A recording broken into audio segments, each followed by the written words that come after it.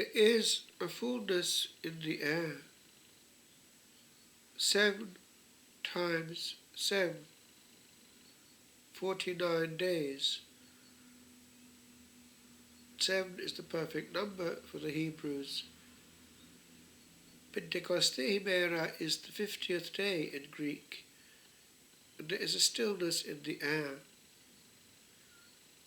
At the end of the Acts of the Apostles, at the end of the whole work of St. Luke, beginning with the Incarnation, the Annunciation, and ending with arriving in the Eternal City, we have the fulfillment of the promise which he actually gives at the Ascension. You will be my witnesses, but where?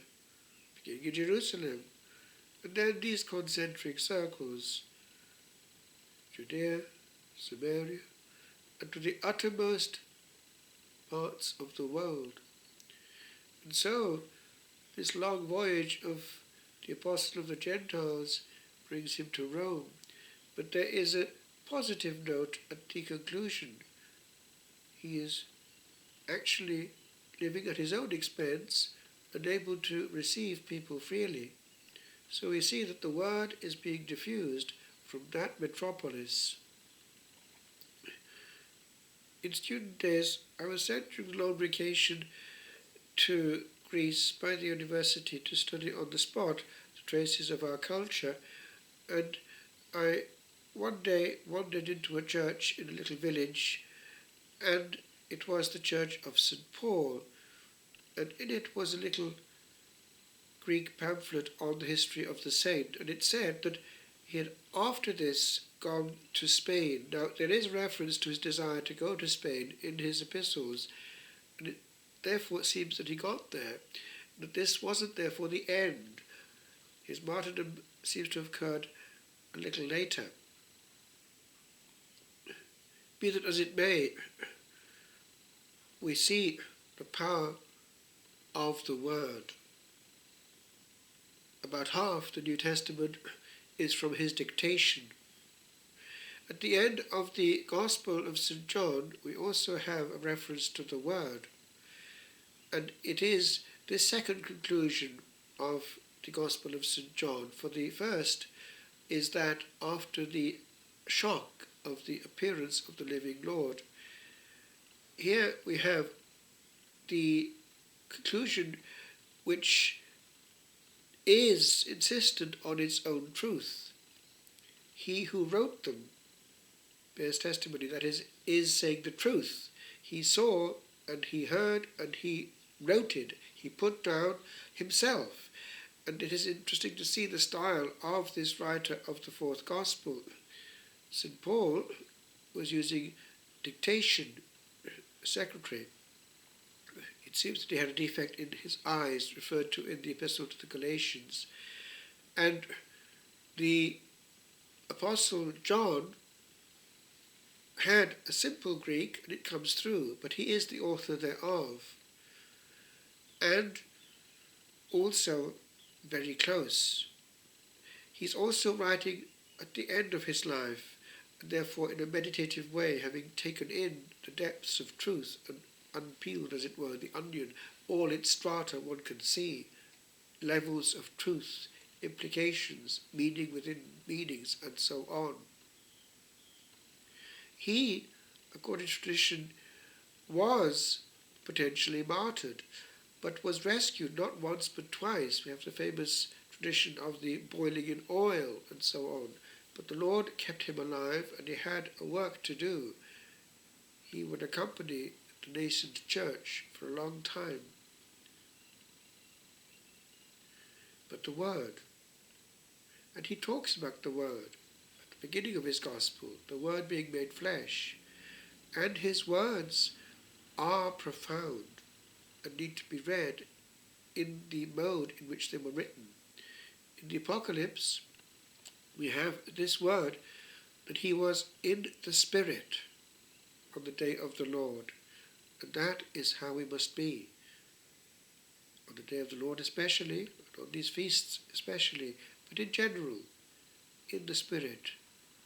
That means a certain stillness. That stillness that the Lord actually wanted, and of which St. Luke speaks in the context of the Ascension and Pentecost. Tarry, wait here.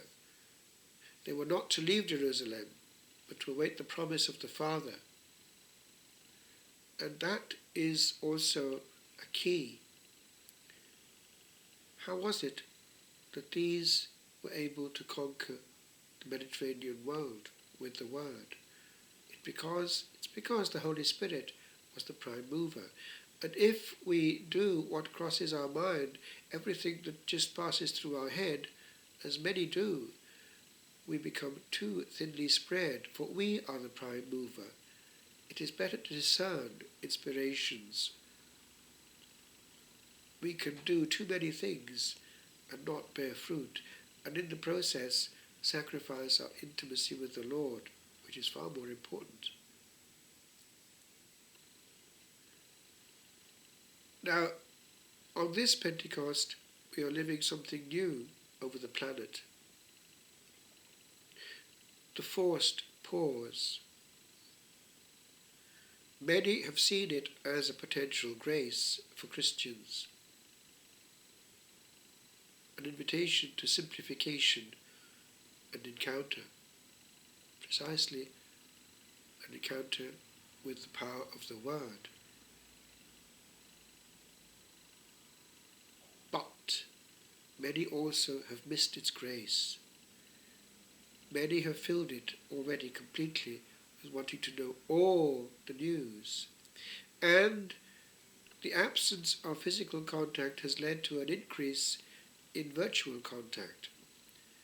And, let's say it, an addiction thereto. It's only fairly recently that this plethora of what we now call applications, are at the disposition of even pious souls. The result is, yes, people being too thinly spread. The energy of the soul is being drained, and they're no longer able to encounter the stillness of the Word, which demands receptivity and quietness, indeed an atmosphere of quietude to be perceived. Some years ago, when just at the time when things were beginning to filter through into the cloister, I realized the danger. Bit by bit, simple cell phones were coming in. It was felt necessary for some to have them. And in those days, it was still fairly simple, because essentially it was a question of now and again texting, which fortunately couldn't happen all that much because the signal was weak. But nevertheless, it was coming in. And I realized fairly quickly the subtle danger thereof. It was in the hearth and heart of the cloister, the cell itself, a presence coming in. It was immediate, if it got through, and solicited psychologically an immediate response. Okay, but then what happens?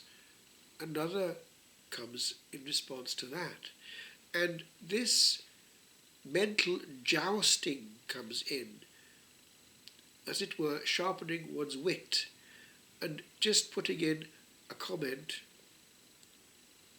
a sharp remark which might cause a chuckle at the other end, or might do a lot of good, warming the heart and consoling a friend, as well as communicating a message which might be useful. But the usefulness was diminishing with this other element coming in, because then it was gratuitous.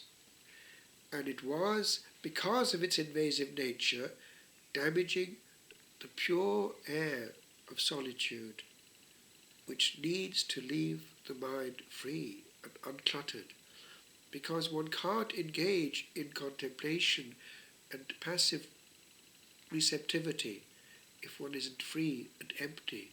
This is another presence coming in, just like that, and interrupting the flow of thought, and indeed of love, because the heart and mind can't do two things at the same time. And it's a fundamental choice whether to make it possible for something else to come into that or not. And therefore I realized eventually that there was only one solution.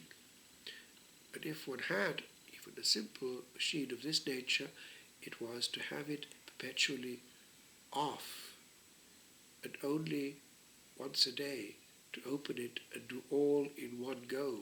And then people do not expect this immediate response. They get used to the idea that it is only for communicating a message and not this other bit which we call text tennis.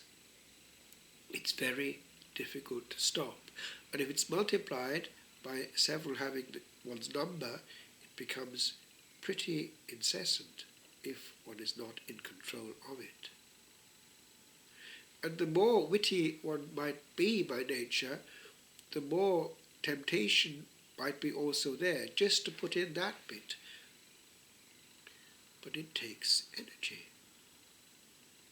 Wit takes mental attention and dynamism, which is a draining of our core.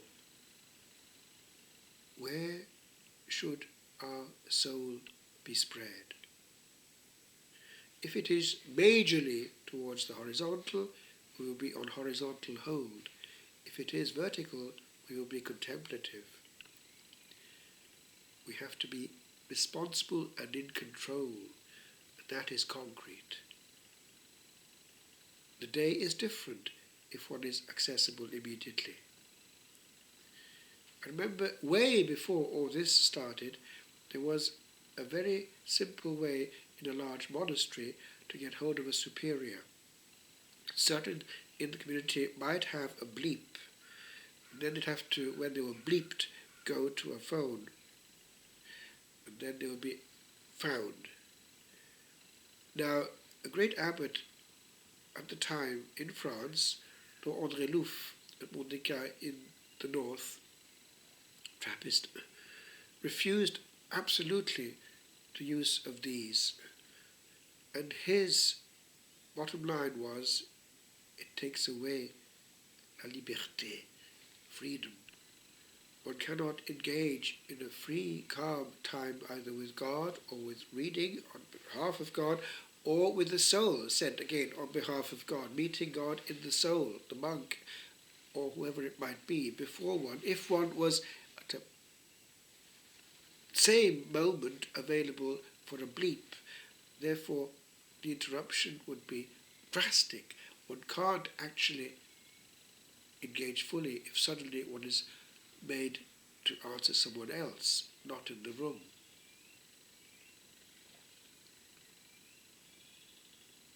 Now that's way back in the 70s or 80s.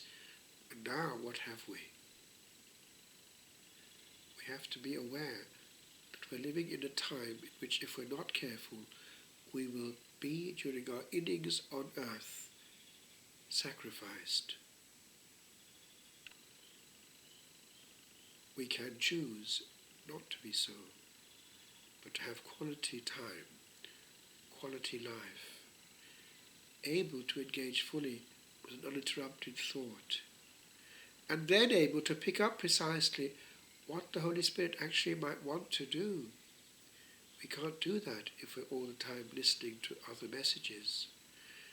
And this message which the Lord gave, tarry, wait in Jerusalem, is for us on this day and ever. Be still. I am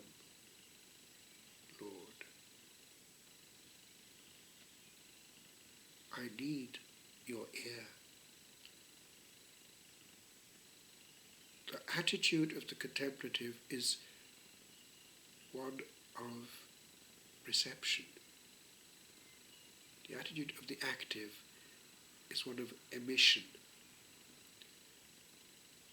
The perfect balance is not easy, but there is no action of lasting effect which does not start in God. And for God to be the starter, we must be on the receiving end. Going through life receiving is fundamentally different from going through life emitting.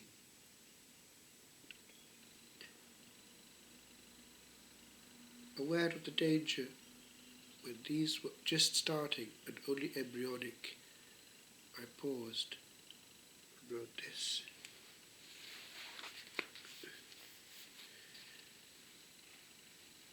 Be still. They are but words upon the empty air, and engines mute in cuteness of small frame,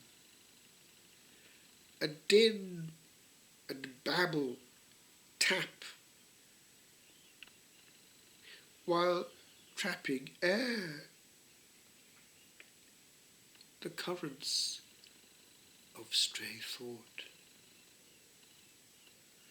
The cell became the agora of earth, where mirth was sought in wit well chiselled, sent far o'er the skies, to pull a smile a little while from naught, but detonated thought bid blast sad eyes. Yet, though there be a healing in a spark of madness sent to jerk, and fondling keen in little strokes of loving in a mark that stood in strangest power in scarce a screen, I will not foul the virgin sound of dark, for night was made for seeing, and much light is glare too high, too nigh, where sound